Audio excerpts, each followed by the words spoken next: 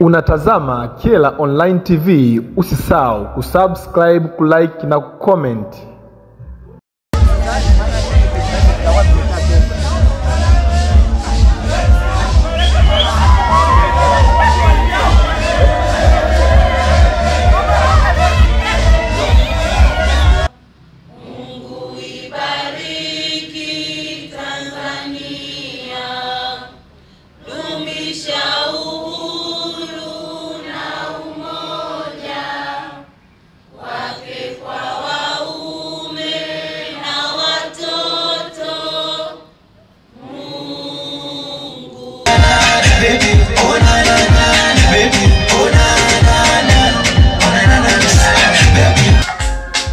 KPC, naomba nitumie nafasi hii kutambulisha wageni mbalimbali ambao wamekaa meza kuu, na nitaendelea kuwatambulisha kadiri ya wanavyowasili, manake naona wengi bado hawajafika. Lakini nikianza na mgeni wetu wa kwanza, mgeni mwenyeji kabisa, mwenyekiti wetu wa mtaa mahali ambapo chuo hiki kipo. Mheshimiwa, naomba usimame na usalimie. Makofi kwake jamani, atawaambie.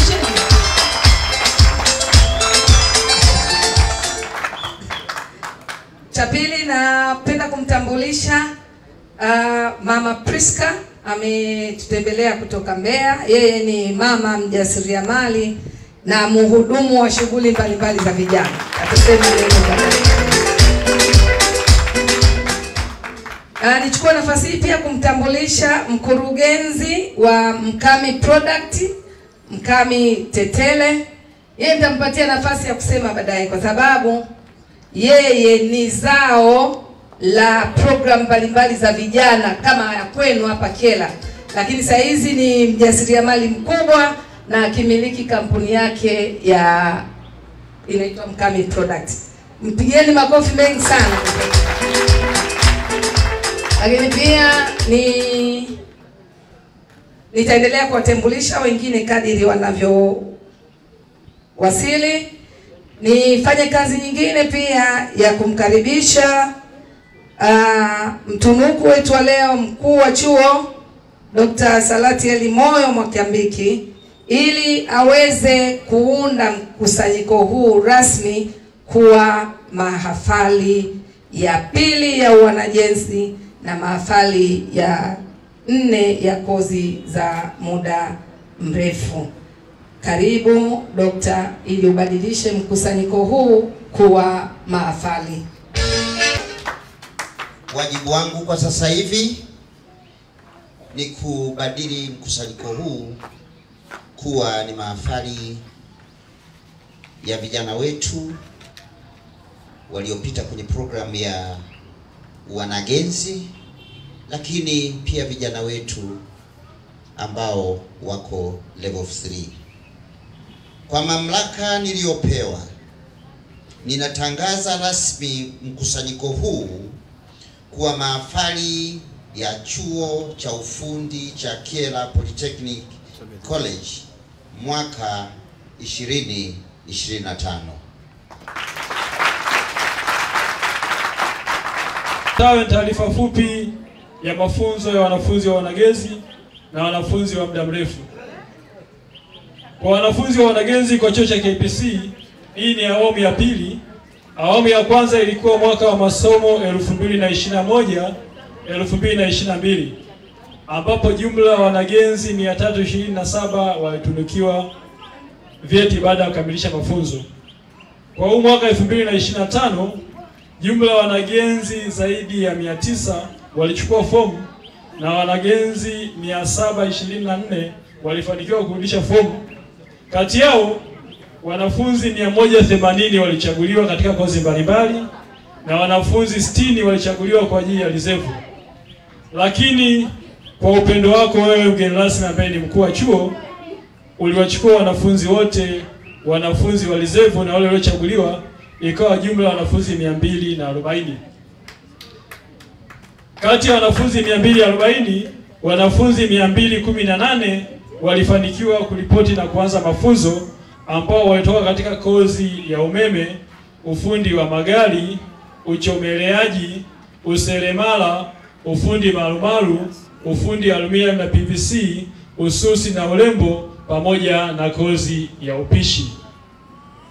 Kati ya wanafunzi 218, wanafunzi 184 wamefanikiwa kumaliza mafunzo yake, na siku ya leo, ndugu mgeni rasmi, utawatunuku vyeti vya umahiri baada ya kumaliza mafunzo yao.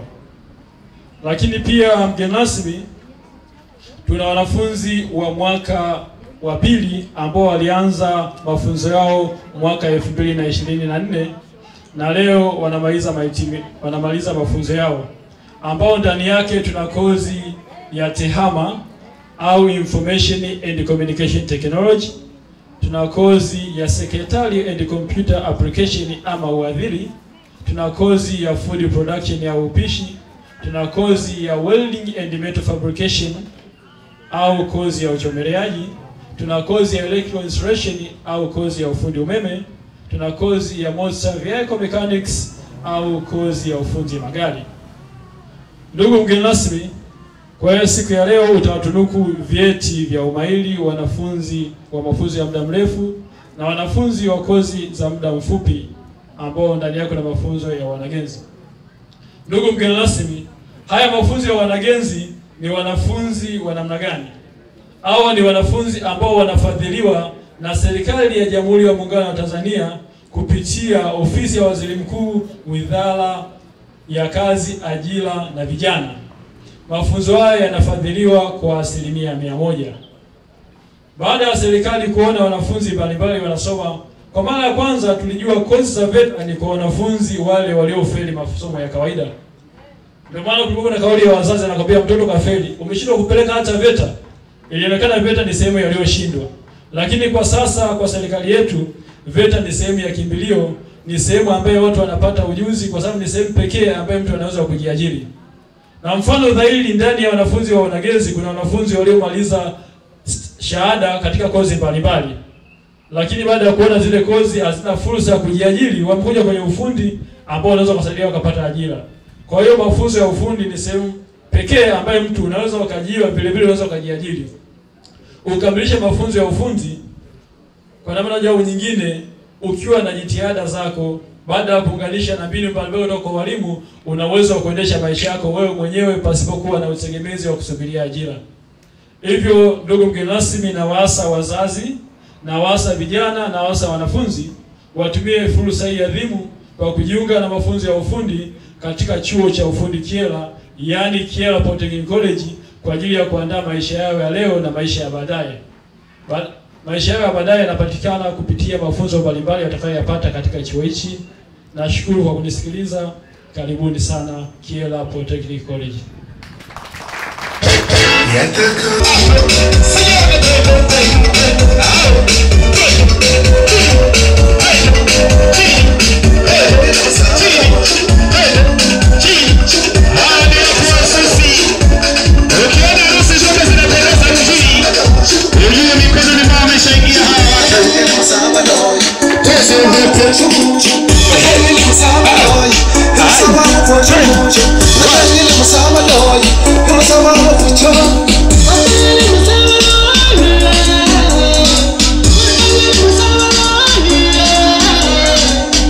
Wadau wa salamu mbalimbali, kila unachokiona kinatokea hapa leo ni matunda ya walimu ambao wamefundisha wanafunzi ufundi mbalimbali.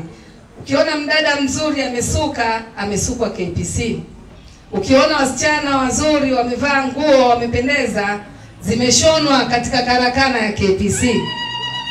Ukiona umekalia kiti umefanya nini, vyote vimetengenezwa na mafundi ambao ni matunda ya programu mbalimbali za ufundi. Wafanyakazi wa KPC wa kike, emsogeni hapa mbele. Madam Itika na kuona, na Madam Nema na kuona, Madam Taifa sogeni hapa mbele. Madam Fatuma simama hapa mbele. Mwa sisi unapotuona tumependeza, mavazi yetu yote yametengenezwa KPC. Makofi kwa wanafunzi. Sasa nitumie nafasi hii kutoa muda kidogo, labda kabla sijasahau, namuona mgeni mwingine aliingia, Nimtambulishe mchungaji Mwaisaka, yeye ni mwenyekiti wa kamati ya maridhiano wilaya ya Kyela. Simama kidogo usalimie, labda utapata nafasi ya kuzungumza baadaye. Nikaribishe wadau wawili watatu waweze kusema maneno machache kwa ajili ya wanafunzi wanaohitimu program mbalimbali za ufundi. Nianze na mama Priska, dakika 2, Mkami Product dakika 2. Binafsi nipende kuwashukuruni sana vijana wetu ambao tunawategemeeni kwamba ndio vijana taifa ambalo sasa linawaweka utayari kwa ajili ya maandalizi katika kupambana na maisha. Nawashukuruni sana. Pia niweze kusema kwa hiki ambacho serikali imeweza kuwaunga mkono ama kuwashika ama kuwagusa kwa namna fulani. Basi kwa namna hiyo basi utambua na umuhimu gani ndani ya serikali ilivyoweza kukusamini na kutambua kwamba unastahili. Maana yake na wewe weke heshima mbele ya kujua kwamba natambulikana ama najulikana. Basi uwezo huu ambao umepewa na mamlaka na elimu na mafunzo yote ambayo umepewa mahala hapa, basi yathamini sana mbele ya safari ya maisha yako. Yaheshimu sana kwamba sasa umepewa silaha ambayo. Mkami Product mkurugenzi, karibu. Mambo. Tutaenda poa. Mambo. Mnanyangusha. Mambo. KPC. Amina. Mimi kwa majina naitwa Mkami Yusuf Tetele, ni mwanzilishi wa kampuni ya Mkami Product.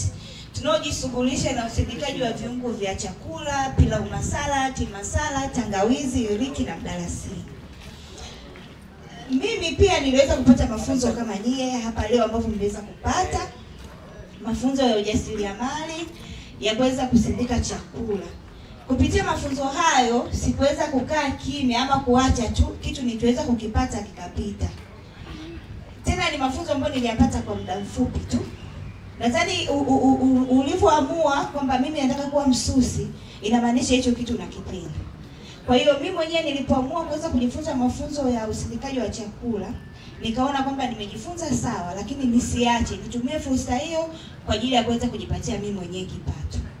Kupitia ujasiriamali ambao niliweza kuufanya, uzuri wa vitu ambavyo tunajifunza ufundi stadi, asilimia kubwa havihitaji mtu uwe na mtaji mkubwa. Mfano kama ususi, ina maana ni nguvu zako mwenyewe, ubunifu wako, kufuatilia na mikono yako na muda. Lakini ukija kwenye ufundi magari ni wewe mwenyewe kujiongeza. Kuna geji, kuna kwenda, ni namna ambavyo wewe mwenyewe utatumia kitu ulichokuwa nacho, ujuzi uliokuwa nao kuweza kutafuta fursa, na fursa hazikufuati. Ni wewe mwenyewe kuweza kuzifuata. Nashukuru Mungu kwamba kupitia mafunzo niliweza kuyapata ya ujasiriamali, nikaanza kufanya kidogo kidogo, na mwisho wa siku kwa kuwa mimi mwenyewe nilitoka kuzitafuta zile fursa, zikaweza kunipa mimi fursa ya kuweza kuonekana na watu kuweza kunitambua kwamba kuna mjasiriamali yupo Kyela anayetengeneza viungo. Kwa mara ya kwanza ikanipa fursa ya kwenda Marekani. Sikuamini kirahisi, kwa sababu wapo watu wanaofanya vizuri na wapo watu ambao wanafanya zaidi ya vile ninavyofanya. Lakini hivyo vitu watu huwa hawaangalii. Kikubwa ni juhudi yako na bidii yako. Ndio ndicho kitu kitakachokutambulisha wewe ni nani na nini unafanya. Lakini kupitia hicho pia niliweza kwenda Italy, nikaenda Kenya, vyote kupitia tu ujasiriamali. Kwa lengo kubwa na kitu kikubwa ninachoweza kuambia, hakikisha ulichokuwa nacho usikiache kikaenda ukakizika. Hakikisha saizi hauna uwezo wa kujitegemea, labda ukaanzisha saluni yako, ukanunua gari lako, ukafanya nini, hivyo vitu vitakuja tu. Tumia kitu ulichokuwa nacho kwa kuweza kujiingizia kipato, aidha kwa kwenda kuomba kazi kwa watu wanaofanya, lakini pia kwa kufanya na kujaribu, hata muda mwingine hata kwa kujitolea. Mfano kama leo mmependeza sana, unaweza kukuta mtaani kwako kuna sikukuu, vipaimara hivi, unaenda tu na wapamba bure, lakini kesho watu wengine watakapoona vile watakutafuta na utalipwa. Niwatakie kila heri, karibuni sana, karibuni Mkami Product. Namba yetu ya simu ni 0745 44 58 04. Lakini pia sisi kama Mkami Product tuna fursa ya mtu ambaye anaweza kutafuta masoko na vitu vingine. Kwa karibu, ukifika pale kuna fursa ambazo zipo, ukiona kama inakufaa, karibu sana. Mtumishi wa Mungu, Mchungaji Mwaisaka.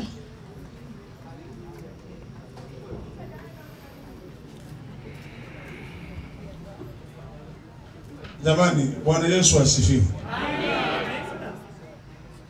Ninamshukuru Mungu kwa ajili ya neema hii ambayo nimeipata kujumuika pamoja nanyi katika mahafali hii. Naitwa Mchungaji Seth Mwaisaka, mwenyekiti Jumuiya ya Maridhiano na Amani katika wilaya yetu ya Kyela. Ni watakie kila laheri wahitimu na wote ambao umejumuika pamoja na umati huu. Neno langu ni moja tu, kwamba hebu tumtangulize Mungu katika mambo yetu yote. Kwa hiyo neno langu la mwisho ni mchungaji, niombe baraka na kuwatakia kila laheri huko mnako kwenda sasa. Funika macho basi niombe. Baba mtakatifu, Mungu wa Bwana wetu Yesu Kristo, Muumba wa mbingu na nchi, ninakushukuru kwa ajili ya siku ya leo. Ni siku ya pekee Mungu ulikwisha kuiandika katika taratibu zako kwamba kutakuwepo na mahafali hapa KPC. Ninakushukuru kwa ajili ya hao wahitimu Bwana, wamekaa kwa muda waliokaa hapa kufundishwa. Asante kwa utulivu wao, asante kwa unyenyekevu wao, asante kwa usikivu wao. Haya walioyapokea Mungu, naomba yasiishie hapa, uwe ni mwanzo wa mafanikio katika safari yao. Familia wanazo, wengine wanatazamwa na familia zao. Mungu, kupitia mafunzo walioyapata hapa, ndicho walicho nacho mkononi mwao Bwana. Ninaomba ukawabariki kupitia hicho. Kama ulivyomsaidia Musa kufanikiwa katika mambo yake, ulipomuuliza una nini mkononi, akasema nina fimbo. Basi kwa fimbo hiyo ulimfanikisha katika mambo yote yaliyokuwa mbele yake. Hawa kile walicho nacho mkononi, ninaomba Mungu kapata kuangalia watakapokuwa wanaondoka hapa, ukawabariki na kuwafanikisha kupitia hicho walichokipata katika chuo hiki. Asante kwa ajili ya mkuu wa chuo, asante kwa ajili ya makamu, asante kwa ajili ya watumishi wote wa chuo hiki. Ninakushukuru kwa ajili ya mgeni rasmi, amekubali kuacha shughuli zote aje ajumuike pamoja na vijana hapa. Ninakushukuru kwa ajili yake, umkumbuke, ukamzaidishie katika maisha yake na ukambariki. Asante kwa ajili ya wote waliojumuika. Ninaomba nikiwaweka wote mikononi mwako kupitia jina la Yesu Kristo aliye Bwana na Mwokozi wa maisha yetu. Wote na tuseme amina. Tunatambua pamoja na taaluma, ujuzi ni nyenzo mama. Tunafahamu mwisho wa siku, kama tunavyofahamu sote kwamba kuna changamoto ya ukosefu wa ajira, lakini nitoe tu hamasa na wito kwamba kupitia ujuzi na maarifa tunayopata kwenye tuliyopata hapa, ni sehemu chachu yetu kwenda kujiajiri. Maana baada ya kutoka hapa tutegemei kuajiriwa tena, tunategemea kuajiri na kuajiri wenzetu na kujiajiri. Hivyo niendelee kuhamasisha kwa watu wengine, tuendelee kujitokeza kwa wingi kuja kusoma katika vyuo hivi vya ufundi, na uzuri serikali inaratibu yenyewe na inawezesha yenyewe. Tuendelee kuwaomba ndugu zangu, wasomi wenzangu na ndugu zangu wengine, tujitokeze kwa wingi ili kusudi tupate maarifa haya, ili kusudi tuweze kujiajiri. Mheshimiwa mgeni rasmi, katika baada ya kufika hapa, pamoja na kwamba sasa hivi unavyoniona hapa, ukiweka sheria pembeni, ninaweza nikakutengenezea kabati, nikakutengenezea mlango, nikakutengenezea madirisha. Kwa hiyo yote haya tumeyapata kwenye hivi vyuo. Kwa hiyo mimi niendelee kuomba na niendelee kuiomba serikali iendelee kufadhili zaidi haya mafunzo, ili watu wengi waendelee kunufaika, ili kutokomeza tatizo la ajira. Nashukuru sana kwa kunipa nafasi hii.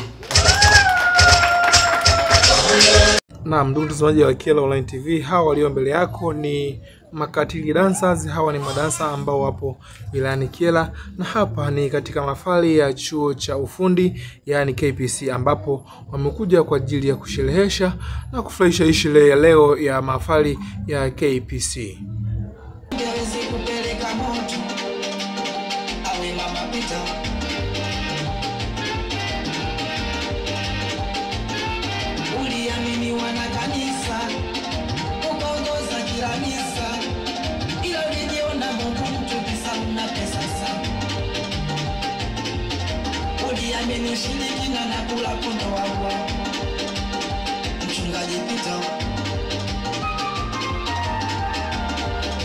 Iwa vyeti kwa mujibu wa kozi zao. Lakini kwa sasa nimkaribishe mkuu wa chuo mtunuku Dr. Mwakyambiki aweze kuzungumza na wahitimu kabla ya kumkaribisha mkurugenzi wa KPC. Asante. Kwa wageni wetu, mbele yangu mkurugenzi ambaye ni bosi wangu Gabriel Kipija, mwenyekiti wangu wa kitongoji, namuona pale akija hapa akishika bahasha huwa anakimbilia ofisini, maana anacheka na wakati wake ni hatari sana. Lakini mama yetu Priska, karibu sana. Mchungaji, lakini kiongozi wetu kwenye kamati ya maridhiano, mkiona tuna raha tuna furaha, mjue maridhiano yapo na tunaendelea vizuri, pamoja na wageni wetu wengine mkami, kama mfano mzuri wa vijana ambao wameamua kujituma. Lakini leo ni mkurugenzi amesajili kampuni mwingine tena mwakani baada ya miaka kupita 5, maana bado tunampenda. Lakini nianze na shukurani.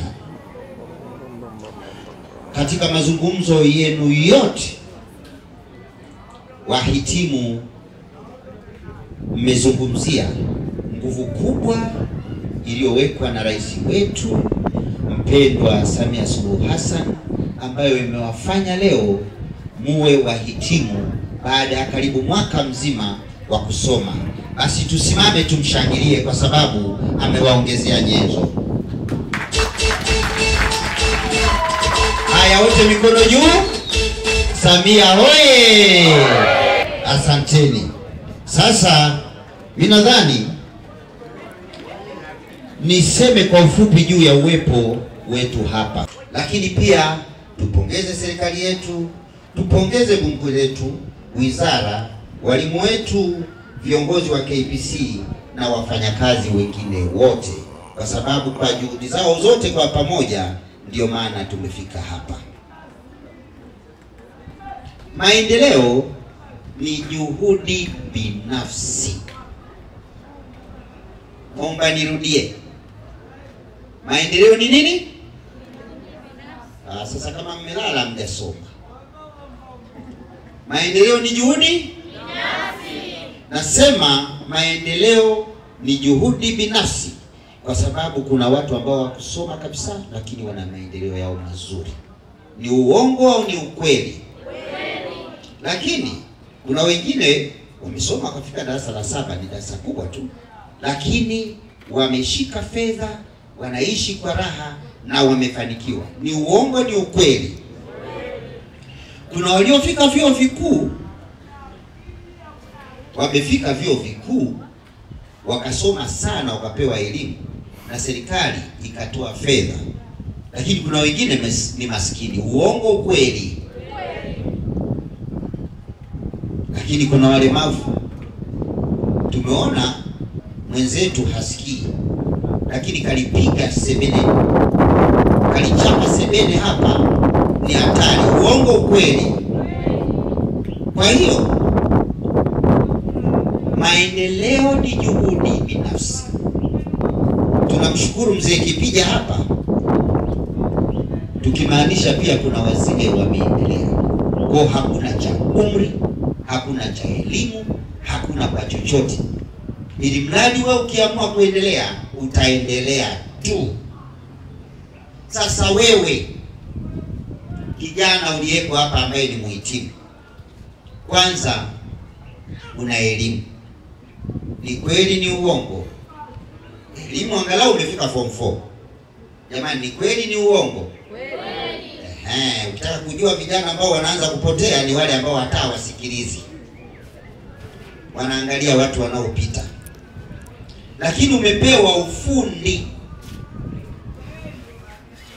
Nyinyi ni mafundi, si ndio? Kama mama hapa alivyokuwa anasema Priska.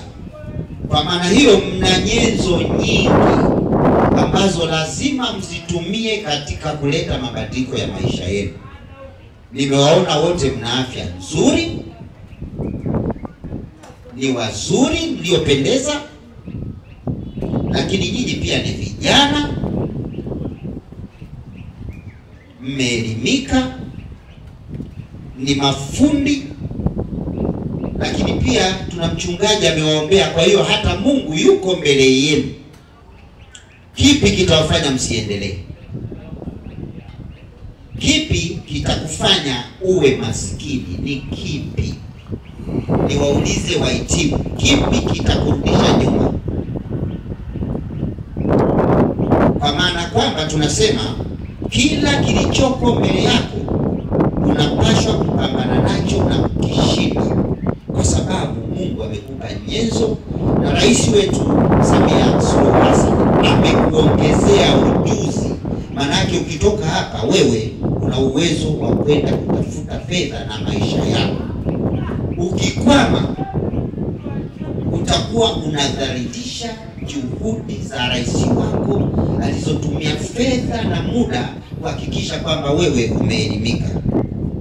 Kwa hiyo tumshukuru sana Mama Samia kwa hiki alichotutendea sisi kwa pamoja. Wote tushangilie kwa pamoja. Ametuongezea ujuzi na kutufanya sisi tutoke hapa na umahiri. Lakini tumesema tuishukuru serikali kwa yote iliyotutendea, kutuletea fedha na vifaa, kwa sababu ilitukabidhi fedha tukanunua vifaa kwa ajili ya kuwafundisha. Kwa hiyo njia kwenu ipo wazi.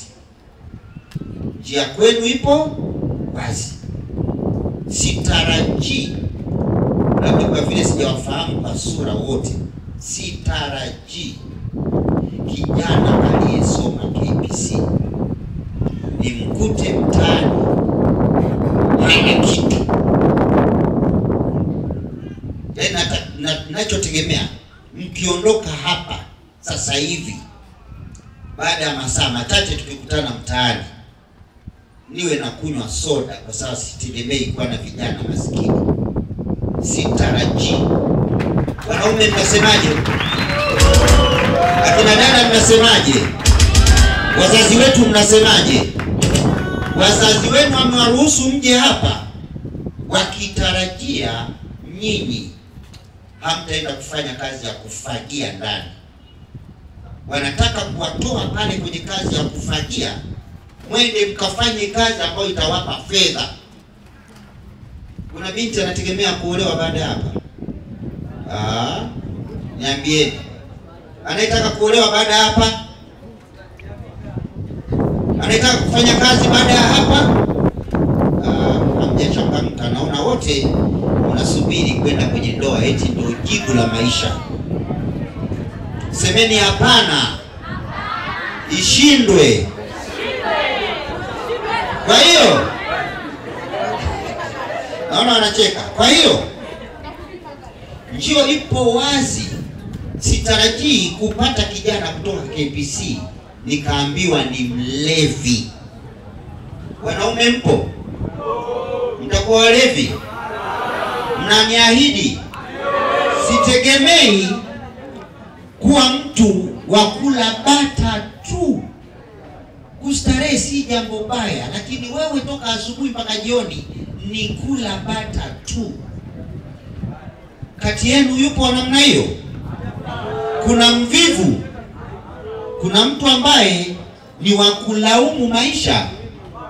Nadhani baada ya kusoma hautalaumu chochote. Kwa maana hiyo nategemea mtachagua juhudi, kujinyima, tabia njema na kutafuta maendeleo yenu. Maana maendeleo ni tabia, umasikini ni tabia, na mafanikio ni nini? Ni tabia. Hao wanaopiga mdomo, hao ndio tabia yenyewe ya umasikini. Mkuu wa chuo anazungumza, wao wanapigiana midomo, maana yake hao tayari wamejiandaa kwa umasikini. Kwa hiyo ninawaambieni, zingatieni mnayoambiwa badala ya kuwa watu wa michepo. Kwa maana hiyo nategemea mtakuwa na mafanikio, mnaenda huko mkichangia kwa pamoja kuleta maendeleo ya wilaya. Kwa sababu nimeangalia kwenye risala yenu, mmesaidia kukarabati baadhi ya majengo, mmesaidia kukarabati vifaa vya umeme, mmesaidia kufanya service za magari. Kwa hiyo nyinyi kwa pamoja mkiamua kusimama, wilaya yetu itasimama. Nitaondoa watu walalamikaji, watu wanaoona wengine wanatakiwa kuwapa ili waweze kuishi, ni watu wategemezi. Je, kati yenu mtategemea mtegemezi? Hapana. Kutakuwa na mtegemezi? Hapana. Nyinyi ndio mnapaswa kutegemewa, mkafanye kazi, mkaajiri. KPC? Yes, KPC? Yes, haitegemei mkitoka hapa mkakae bure. Yaani ukitoka hapa katafute kazi yoyote pale. Tumeletea wajasiriamali hapa ili wawasaidie mkaajiriwe. Naona Mkami hapa amewapa na namba. Kule kuna tangawizi za kutoa maganda, nendeni. Kule kuna vinu vya kutwanga tupate unga, nendeni. Lakini wanaume kuna hata mizigo ya kubeba, nendeni. Nadhani mmeona makatili dancers hapa, madume wa kweli, mishipa imekomaa. Nyie vijana mnasemaje? Nyie ni madume wa kweli? Kwa hiyo mwende mkafanye kazi, hamna sababu yoyote ya umasikini. Umemaliza masomo, kafanye kazi, kapambanie maendeleo yako, na kwa pamoja kapambanieni maendeleo ya nchi. Nendeni mkahakikishe kwamba mnakuwa na maendeleo binafsi. Kwa sababu mimi ninachojua ni sio hoja umekula nini. Hoja kwetu wana KPC ni kwamba una fedha kiasi gani. Kwa tukikutana mitaani tuulizane, mwenzangu una fedha kiasi gani? Kwa hiyo kapambaneni mupate fedha ili pia jamii iwaheshimu. Ukitaka kuheshimiwa kwa vile una sura nzuri, ukuheshimiwa kwa vile mrefu wewe ni mnene, heshima ya namna hiyo haipo. Utasema watu wanadharau, lakini kumbe umejidharau mwenyewe kwa kujitia katika umaskini. Niseme tu la mwisho ninapomalizia hapa, KPC ni kwenu, kwa sababu mmesema hamna vifaa. Hapa KPC ni nyumbani. Kwa maana hiyo, anayeona anatindikiwa vifaa vya kufanyia kazi, tuna idara mbalimbali zina vifaa mbalimbali. Njoo ushirikiane, utumie vifaa vilivyopo uweze kufanikisha maisha yako. Kwa hiyo kama wewe ni saluni na hauna mahali pa kufanyia kazi, lakini una wateja, njoo nao KPC. Kama wewe ni fundi marumaru, tumekupeleka kwenye practicals, ukaona kuna mahali unakwama, walimu wapo akina Dugange, mwite mwalimu akakuonyeshe mfano unao, lakini anaweza kukuonyesha uzoefu ili ufanye nao kazi. Carpentry ipo, masonry ipo. Njooni tushirikiane, njoo utafute kazi, katafute kazi ilete KPC ufanye, kwa sababu ukilalamikia vifaa, kuna mwenzetu amesema kwenye risala, mtu yoyote asiye na ujuzi analalamikia nini? Analalamikia nini? Vifaa. Zaidi ya hapo, mimi niwashukuru sana, lakini pili niwashukuru sana makatili dancers. Sijui wako hapa au wameondoka. Makatili dancers ni vijana ambao nimekuwa nikiwapenda siku nyingi. Nimekuwa ni KPC. Yes we can. Kwanza kabisa naomba nitoe shukrani, nianzie kwa mwenyekiti wetu wa kitongoji kwa kuitikia wito kuja kwenye sherehe zetu hizi, tunakushukuru sana. Lakini pia kwa mchungaji hapa. Mchungaji tunajuana siku nyingi, lakini pia ameitikia ili kusudi aungane na sisi. Lakini kubwa zaidi, wazazi huko pamoja na wanafunzi.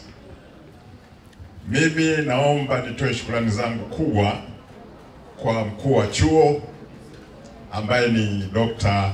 Mwakiambiki, lakini pia makamu wake Madam, tumezoea kumuita Madam Pendo, lakini yeye sasa hivi nafikiri ataitwa dokta kwa sababu yuko kwenye hatua za mwisho na yeye. Kwa hiyo nyie wawili, nianzie na nyie, niwashukuru sana sana sana kwa programu hizi ambazo mnaziendesha hapa. Wengine hawajui hizi program, kuna vyuo vingi hapa Tanzania, lakini ni vyuo vichache ambavyo vilifanikiwa na kuweza kupewa wanafunzi kama hawa. Ni kwa nini? Ni kwa sababu ya juhudi za mkuu wa chuo pamoja na makamu wake, kwa sababu hizi programu huwa unaomba, usipoomba hawakupi. Lakini pia ni sifa ya chuo, ndio maana wakaamua kuleta wanafunzi. Chuo kisingekuwa na sifa wasingewaleta hapa. Kwa hiyo mimi naomba niwashukuru sana na muendelee kutusaidia ili kuomba programu zingine na hatimaye vijana wetu hawa wakanufaika. Lakini pili, niwashukuru walimu. Pasoni huko hapa na walimu wengine hapa. Niwashukuru sana kwa kuwafikisha vijana wetu hapa kufikia mpaka wamehitimu. Unatazama Kyela Online TV, usisahau kusubscribe, kulike na kucomment.